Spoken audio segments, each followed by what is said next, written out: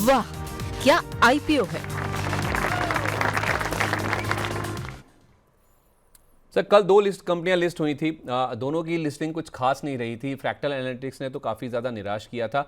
आज दोनों ही दमदार रिकवरी दिखा रहे हैं। स्पेशली फ्रैक्टल एनालिटिक्स को देखिए सर, 900 रुपये का इशू प्राइस था और ये 6% हमने तब लिखा था जब ये आधे एक घंटे पहले की बात है। अभी आप देखिए तो 7.5% से ज़्यादा का उछाल स्टॉक में देखने को मिल रहा है। 912 रुपये पर शेयर खड़ा है। 921 रुपये का इसने आज अपना हाई टच किया है। तो सर कल की जो गिरावट थी, कल की जो कमज़ोर लिस्टिंग थी, उसको पूरी तरह से स्टॉक ने वाइप आउट कर दिया है। कल ये आप देखेंगे, कल यानी कि सोमवार को ये शेयर 6% के आसपास गिरा था, 847 रुपये 10 पैसे। ये कल की क्लोजिंग थी सर। 900 रुपये का इशू प्राइस था, उसके सामने 876 रुपये पर खुला था। आज का लो 830 रुपये का है और अभी आप देखिए तो 900 रुपये के ऊपर, इशू प्राइस के भी ऊपर। जिन्होंने कल की कमजोरी में नहीं बेचा, जो बने रह गए, जिन्होंने थोड़ा सा वेट किया है, तो वो एक आईटी वाला जो बूम है या फिर एआई वाला जो बूम है स्पेशली, वो आज कहीं ना कहीं प्ले आउट होता हुआ नजर आ रहा है। क्योंकि आज एक रिपोर्ट भी आई है, इनफैक्ट कल बाजार बंद होने के बाद ही आ गई थी। पीएल कैपिटल की एक रिपोर्ट आई थी सर, उन्होंने इनिशिएट की थी कवरेज और उन्होंने बाय रेटिंग के साथ कवरेज इनिशिएट करी और जो टारगेट दिया ना बहुत ही ऊपर, बहुत ही दमदार है। 1260 रुपये का टारगेट दिया। कल की क्लोजिंग से देखें तो 40% का अपसाइड है सर, जो पीएल कैपिटल की रिपोर्ट आई है उसके हिसाब से। सर आपके हिसाब से, आप कहते हैं कि जब लिस्टिंग हो जाती है तो आप सेकेंडरी मार्केट में ज़्यादा ट्रैक करते हैं, तो पीएल कैपिटल की रिपोर्ट से आप इत्तेफाक रखते हैं सर? आप जो कह रहे थे अभी एआई समिट को लेकर 2 साल पहले हो जाना चाहिए था, ये पूरा एआई का बूम है या फिर केवल इस रिपोर्ट का इंपैक्ट है? संदीप जी, मुझे लगता है कि ये एआई का एक बूम है और कहीं ना कहीं ये कंपनी भागेंगे भी चलेंगे भी। अभी जिस तरीके का आज का लो एंड हाई अगर हम देखेंगे ऑलमोस्ट सेम है। सो हम्म। मुझे लगता है कि करेंट जोन से बाय करना चाहिए। एंड अगर हम करेंट जोन से पहले मैं डिस्क्लोजर दे देता हूँ। ऑलरेडी हमने बस अभी आपके साथ डिस्कशन करते करते क्लाइंट को भी रिकमेंड किया है, डिस्क्लेमर है, और हम क्लाइंट को भी एक कॉल दे रहे हैं। स्टॉप लॉस सेम रहेगा और same target and stop loss मैं चुन चुन के भी आपको देना चाहता था, तो मैं आपको दे देता हूँ।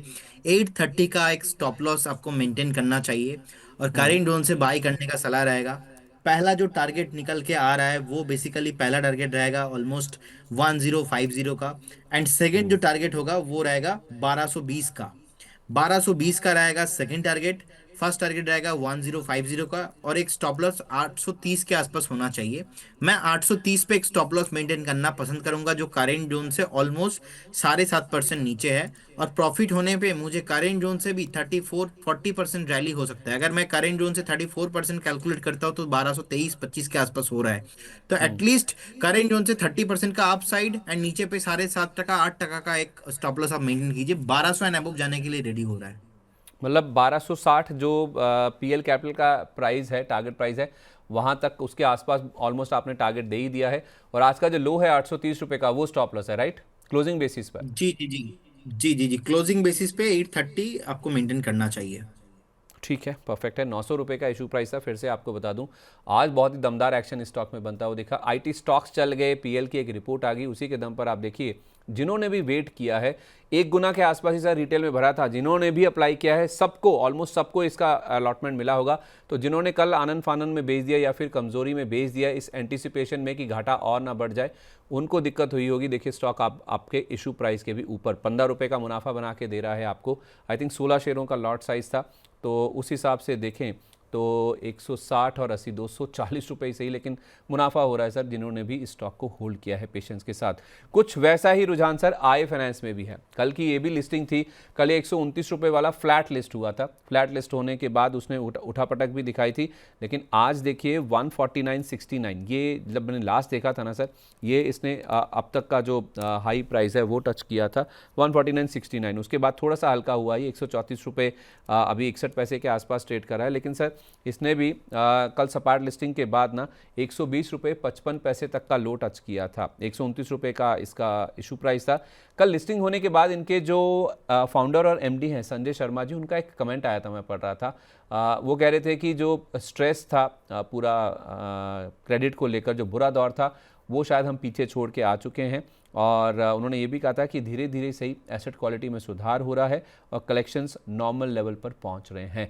तो एक तो बाजार का मूड माहौल सुधर गया, प्लस अगर फाउंडर और जो प्रमोटर हैं, जो कंपनी के एमडी हैं, उनकी ओर से ऐसा कमेंट आ रहा है, तो ये दोनों चीज़ें मिलकर आप देखेंगे तो स्टॉक में रिकवरी के रूप में आज साफ तौर पे कामकाज कर रही हैं। तो कल जिन्होंने इस स्टॉक को होल्ड किया या फिर नहीं बेचा सपाट लिस्टिंग के बाद, तो उनका भी पैसा आज बन रहा है। तो 129 वाला अभी भी 134 पर खड़ा है, 5 रुपये के आसपास का पैसा बन रहा है। सर, वैसे एनबीएफसी शेयरों की कमी नहीं है बाजार में, ये कंपनी एमएसएमई फाइनेंसिंग में खास तौर पे है, तो जिनको एमएसएमईज में एक्सपोजर रखना है ये इस कंपनी पे बेट कर सकते हैं अगर उनका एमएसएमईज पे ही व्यू है। आप इस बात से इत्तेफाक रखते हैं? जी संदीप जी, मुझे लगता है कि बने रहना चाहिए। एंड अगर किसी का भी पोजीशन 130, 125, 129 के आसपास है, मैं बोलूँगा आप ना और थोड़ा नीचे एक स्टॉप लॉस मेंटेन कीजिए। 120, 120 एक क्लोजिंग बेस पे स्टॉप लॉस मेंटेन कीजिए। एंड डेफिनेटली आप बने रहिए स्टॉक के साथ। जैसे कि मैं एक हाई देख पा रहा हूँ 149 के आसपास, 149, 148 के अराउंड। मुझे लगता है कि वो भी हाई आपको आते हुए दिखाएंगे। एंड जब तक 120 को मेंटेन कर रहा है, आपको बेचना नहीं चाहिए। अगर आप फ्रेश बाइंग भी करते हो तभी जाके आपका 120 का ही स्टॉप लॉस निकल के आएगा, क्योंकि according to my strategy, my philosophy of the every new stocks, you should maintain a stop loss only for the IPO base level पे आप मैनेज कीजिए।